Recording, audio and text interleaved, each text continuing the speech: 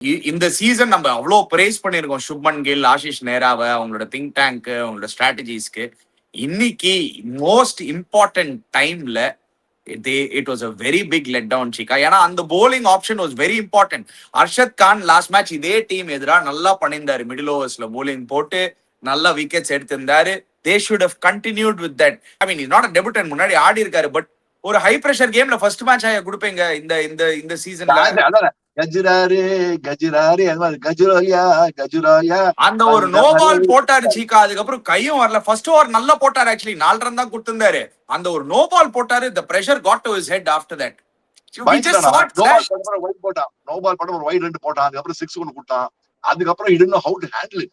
See, see, if you look at it, that is where RCB scores. If you look at it very close in the RCB team, which I don't think many of us have spoken about it. They are not a very young side. They are a very experienced side.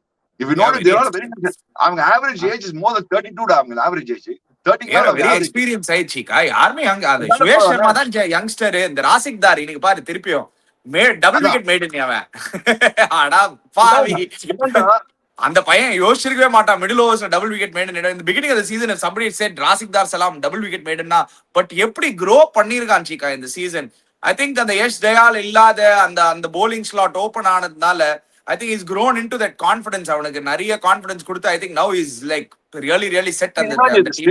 Rasik Dar was in Delhi actually. Delhi lecture நல்லா பண்ண. அவன் Delhi captains பையன் actually. அவள நல்லா பண்ண. இங்க அவன group பண்ணிட்டான். He did well Chika, but he got picked for 6 crores. Remember that? Man, you want to give to the RCB team management. இவனா இருக்கட்டும், ஆண்டி ஃபிளாரா இருக்கட்டும், தினேஷ் கார்த்திகா இருக்கட்டும், பியூட்டிஃபுல்லா குரூப் பண்ணியான் சுரேஷ் சர்மா.